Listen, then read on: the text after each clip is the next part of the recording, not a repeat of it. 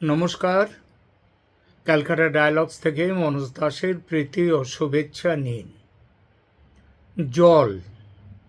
পৃথিবীর ইতিহাসে অনেক যুদ্ধ হয়েছে তেল নিয়ে, জমি নিয়ে, দখল নিয়ে, ধর্ম নিয়ে, কিন্তু 21 শতকে সবচেয়ে ভয়ঙ্কর যুদ্ধ যদি কোনো কিছুকে কেন্দ্র করে হয় তাহলে তার নাম জল। আর সেই জল নিয়েই আজ মুখোমুখি ভারত, পাকিস্তান এবং বাংলাদেশ। একদিকে ভারত বলছে সিন্ধুর জল আর আগের মতো পাকিস্তানের দিকে বয়ে যাবে না, অন্যদিকে পাকিস্তানের সেনা প্রধান আসিম মুনির হুমকি দিচ্ছেন ভারত যদি বাঁধ তৈরি করে আমরা 10টা মিসাইল দিয়ে উড়িয়ে দেব, আর পাকিস্তান যদি ডুবে যায় অর্ধেক পৃথিবীকে সঙ্গে নিয়ে ডুববে। এমন বক্তব্য বিভিন্ন সংবাদ মাধ্যমে প্রকাশিত হয়েছে এবং প্রশ্ন হচ্ছে তাহলে এতটা উত্তেজনা কেন? আর এই ঘটনার সঙ্গে বাংলাদেশের তিস্তার বা কী সম্পর্ক? শুধু তো তিস্তা নয়, সঙ্গে আছে গঙ্গাও, গঙ্গা পদ্মা। সিন্ধুর ইতিহাসটা কি? 1960 সালে বিশ্ব ব্যাংকের মধ্যস্থতায় স্বাক্ষরিত হয় ভারত ও পাকিস্তানের মধ্যে একটি চুক্তি, তার নাম ইন্ডাস ওয়াটার ট্রিটি। এই চুক্তি অনুযায়ী পূব দিকের 3 নদী ভারতের, পশ্চিমের 3 নদী সিন্ধু, ঝিলম ও চেনাব, এই 3টে থাকবে মূলত পাকিস্তানের ব্যবহারের জন্য।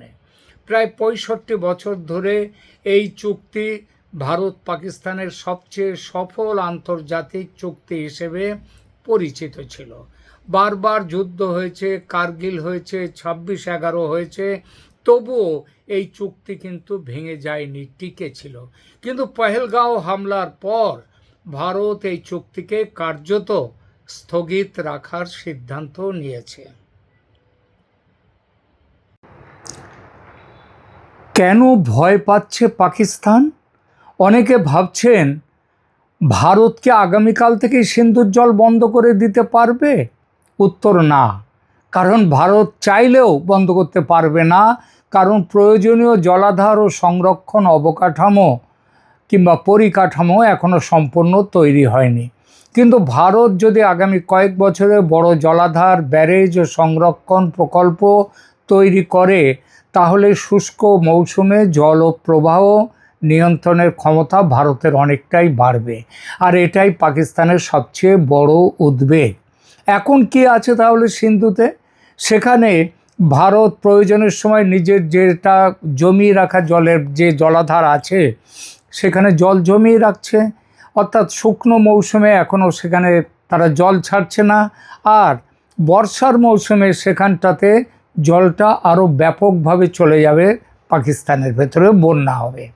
এবং সবথেকে বড় কথা হচ্ছে যে পাকিস্তানের কাছে ভারত যে সিদ্ধান্ত নিয়েছে সে সিদ্ধান্ত হচ্ছে জল কখন কার কি গতি হবে, কখন ছাড়বে, কখন ধরে রাখবে, এই সম্পর্কে আগে যে পাকিস্তানকে যে খবরটা দেয়া হতো, তথ্য দেয়া হতো, সেটা একেবারে বন্ধ করে দিয়েছে। ফলে পাকিস্তান বিপদে পড়েছে। এই প্রেক্ষাপটেই কদিন আগে যুক্তরাষ্ট্রের টাম্পা, সেখানে পাকিস্তানি প্রবাসীদের এক অনুষ্ঠানে আসিম মুনির অত্যন্ত আক্রমণাত্মক ভাষায় বলেন, if we think we are going down will take half the world down with us. অর্থাৎ আমরা যদি মনে করি পাকিস্তানের অস্তিত্ব শেষ হয়ে যাচ্ছে তাহলে আমরা অর্ধেক পৃথিবীকে সঙ্গে নিয়ে ডুবব।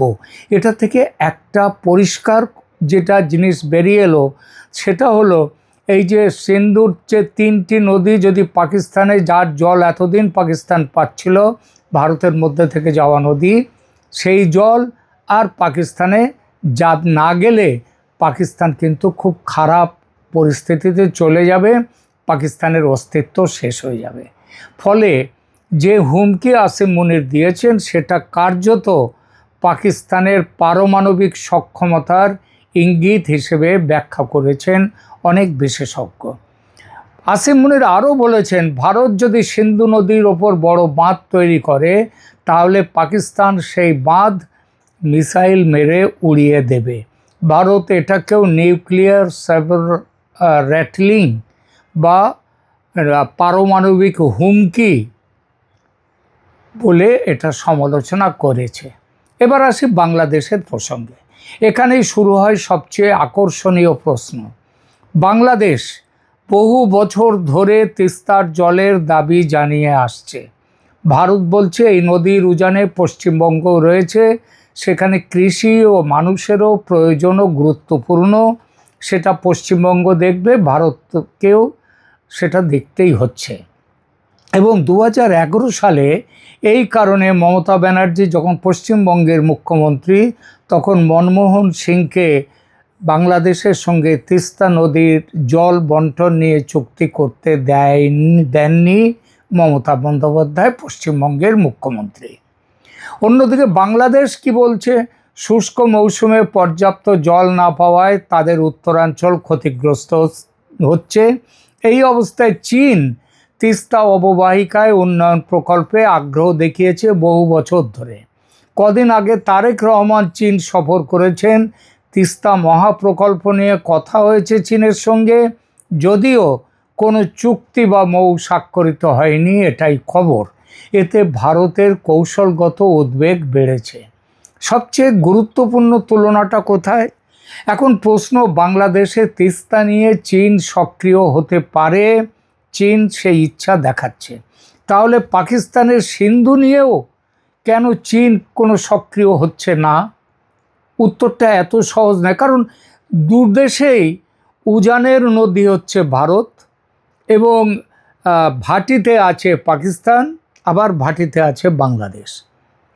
তাহলে বাংলাদেশের ক্ষেত্রে যদি চীন সক্রিয় হয়, তাহলে পাকিস্তানের ক্ষেত্রে চীন কেন সক্রিয় হচ্ছে না? এর উত্তর হচ্ছে, কারণ বাংলাদেশে চীন অবকাঠামো ও পরিকাঠামো বিনিয়োগের মাধ্যমে তার প্রভাব বাড়াতে চায়। কিন্তু পাকিস্তানে চীন ইতিমধ্যেই সিপিইসির মাধ্যমে, চায়না পাকিস্তান ইকোনমিক করিডর, তার মাধ্যমে বিপুল কৌশলগত উপস্থিতি গড়ে তুলেছে। অর্থাৎ সেখানে নতুন করে প্রবেশ করার দরকার চীনের নেই, বাংলাদেশে যেটা আছে। বাংলাদেশে চীনের প্রতিদ্বন্দ্বিতা ভারতীয় বিনিয়োগের সঙ্গে, কিন্তু পাকিস্তানের পরিকাঠামো উন্নতিতে ভারতের উপস্থিতি নেই। চীনের একচ্ছত্র রাজত্ব সেখানে। যদি পাকিস্তান চাইতো তিস্তা মহাপ্রকল্পের মতো পাকিস্তানেও সিন্ধু মহাপ্রকল্প তৈরি করতে, তাহলে কি চীন এগিয়ে আসতো? মনে হয় না। কারণ চীন বোঝে অসুবিধাটা কোথায়। সিন্ধুর উজান ভারতে, ভাটিতে বাঁধ তৈরি করে লাভ হবে না পাকিস্তানের। এই জন্যেই সিন্ধুতে চীনকে দিয়ে পাকিস্তান কোনো প্রকল্প তৈরি করতে যায়নি। একই সমস্যা কিন্তু তিস্তার ক্ষেত্রেও। আর হয়তো এটা বুঝেই তিস্তা প্রকল্প নিয়ে এবার কোনো মৌ হয়নি বাংলাদেশ ও চীনের মধ্যে। আর দ্বিতীয় আরেকটা বিষয় আছে, সিন্ধু হচ্ছে আন্তর্জাতিক চুক্তির অধীনে অত্যন্ত স্পর্শকাতর একটি নদী। 5টি নদী, তার মধ্যে 3টি পাকিস্তানের জন্য ভারত বরাদ্দ করে রেখেছিল। ভারত পাকিস্তানের সরাসরি বিরোধের মধ্যে প্রকাশ্যে এমন প্রকল্পে জড়ানো চীনের জন্য হয়তো কূটনৈতিকভাবে সংবেদনশীল হতে পারে। তিস্তা নিয়ে ভারত বাংলাদেশ কোনো চুক্তি নেই, ফলে বাধা নেই চীনের কাছে। তবে বাস্তব অসুবিধাটা সেটা দেখেছে চীন, আর এটা দেখেছে বলেই এবার মৌ স্বাক্ষরের জন্য যে চীন এতদিন এত ব্যগ্র ছিল, এবার সেই ব্যগ্রতা আর চীনের মধ্যে নেই। তিস্তা বনাম সিন্ধু এর একটা বড় পার্থক্য কি? তিস্তা নিয়ে বিরোধ ভারত ও বাংলাদেশের মধ্যে। দুই দেশের কূটনৈতিক সম্পর্ক এখন একেবারে বন্ধ না হলেও আদৌ মধুর নয়। কিন্তু সিন্ধুর ক্ষেত্রে ভারত ও পাকিস্তানের সম্পর্ক বিষাক্ত। কয়েকবার যুদ্ধ হয়েছে দুই দেশের মধ্যে, দুই দেশই পারমাণবিক শক্তিধর। সাম্প্রতিক বছরগুলোতে সম্পর্ক আরও অবনতি হয়েছে। তাই সিন্ধু কেবল জল নয়, জাতীয় নিরাপত্তার প্রশ্ন। এই পরিপ্রেক্ষিতে ভারতের বর্তমান কৌশল দেখে মনে হচ্ছে ভারত বাংলাদেশের সাথে সরাসরি যুদ্ধে যাবে না, সরাসরি যুদ্ধ করবেও না। ভারত বাংলাদেশে করবে কখন? যদি দেখা যায় বাংলাদেশের তরফ থেকে ভারতে সন্ত্রাসবাদী কাজকর্ম তৈরি হয়, ভারত যদি বোঝে তার নিজের সার্বভৌমত্বের জন্য বাংলাদেশ একটা ঝুঁকি তৈরি করছে, তাহলে যুদ্ধে জড়িয়ে পড়বে ভারত, তার আগে নয়। যতদিন না যুদ্ধ হয় ততদিন জল, বাণিজ্য, কূটনীতি, অবকাঠামো, পরিকাঠামো, এই অবকাঠামো আর পরিকাঠামো এই দুটো শব্দ নিয়ে খুব সমস্যা আছে। অনেকেই ভাবেন যে শব্দ দুটো বোধহয় এক, আসলে তা নয়। কিন্তু হ্যাঁ, অনেকটাই এক, কিন্তু এর মধ্যে ফারাক আছে। অবকাঠামো হলো সেটা যে ইনফ্রাস্ট্রাকচার, যেটা দৃশ্যমান নয়, অর্থাৎ যেটা অন্তর্নিহিতভাবে তৈরি হয়, সেটা হচ্ছে অবকাঠামো। আর পরিকাঠামো হচ্ছে ইনফ্রাস্ট্রাকচারের যে অংশটা দৃশ্যমান, বাঁধ তৈরি করা, নদী তৈরি করা, সেতু তৈরি করা, এগুলো পরিকাঠামো। অবকাঠামো হচ্ছে দৃশ্যমান নয়, কিন্তু তার অন্তর্নিহিত যে ইনফ্রাস্ট্রাকচার তৈরি, সেইটাই অবকাঠামো। ইনফ্রাস্ট্রাকচার কথাটা বলতে অবকাঠামোও বোঝায়, পরিকাঠামোও বোঝায়। সব কিছুকে একসঙ্গে ব্যবহার করে পাকিস্তানের ওপর চাপ তৈরি করা, আবার বাংলাদেশের ওপরেও চাপ তৈরি করা, অর্থাৎ ওয়াটার অ্যাজ স্ট্র্যাটেজিক লিভারেজ। এই একইভাবে পাকিস্তান ও বাংলাদেশ দুটো দেশকেই ডিল করছে ভারত। শেষ কথা তাহলে কি? দক্ষিণ এশিয়ার ভবিষ্যৎ হয়তো আর শুধু সীমান্ত দিয়ে নির্ধারিত হবে না, নির্ধারিত হবে নদী দিয়ে। তিস্তা, সিন্ধু, ব্রহ্মপুত্র, গঙ্গা, যে দেশ উজানে তার হাতে থাকে ভাটির দেশের ভবিষ্যতের একটা বড় অংশ। কিন্তু জলকে যদি অস্ত্র বানানো হয়, তার মূল্য শুধু একটি দেশ নয়, পুরো অঞ্চলকেই দিতে হবে।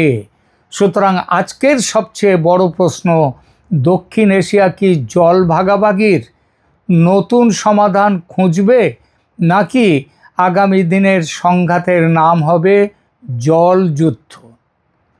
বাংলাদেশের ক্ষেত্রে, পাকিস্তানের ক্ষেত্রে জানেনই সব, সেখানে সিন্ধু নদী, সিন্ধুর সাথে 3টি নদী নিয়ে জলযুদ্ধ শুরু হয়েছে। সেটা শুরু হয়ে গেছে পাকিস্তানের সাথে যুদ্ধ, জল যুদ্ধ, সীমান্ত যুদ্ধ সর্বাঙ্গীন যুদ্ধে পরিণত হয়েছে, সেখানে যুদ্ধ শুরু। আর বাংলাদেশের ক্ষেত্রে কিন্তু বারুদের স্তূপ জমছে, বারুদ জমছে। গঙ্গা চুক্তি এবছরই শেষ হচ্ছে, তিস্তা চুক্তি হলো না, এবং চীন মহাপ্রকল্প তৈরি করতে গিয়েও পিছিয়ে এসছে।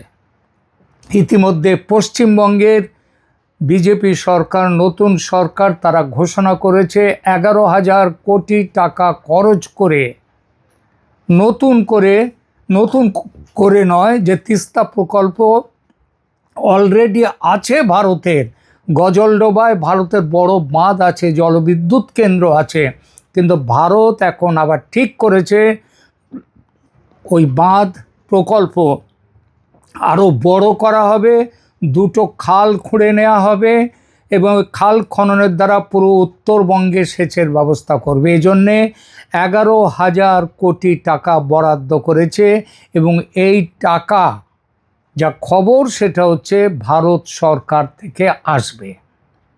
সুতরাং বারুদ কিন্তু বাংলাদেশে জমতে শুরু করেছে। বিস্ফোরণ হবে কিনা ভবিষ্যৎ বলবে। এর আগে আমি আমার বেশ কয়েকটি এপিসোডে আমি বলেছি, এই সমস্যা থেকে বাঁচার জন্যে ভারত এবং বাংলাদেশের মধ্যে আলোচনা চাই, সম্পর্কের উন্নতি চাই। সম্পর্ক যেভাবে চলছে, যে পথে চলছে, তাতে কিন্তু জলযুদ্ধ এবং জলযুদ্ধ থেকে অন্যান্য যুদ্ধ ঘটে যেতে পারে। প্রিয় দর্শক, আপনার কি মতামত কমেন্ট করে জানান। এখানে লাইক দিন, শেয়ার করুন, এবং অবশ্যই চ্যানেলকে সাবস্ক্রাইব করে পাশে থাকুন। ধন্যবাদ।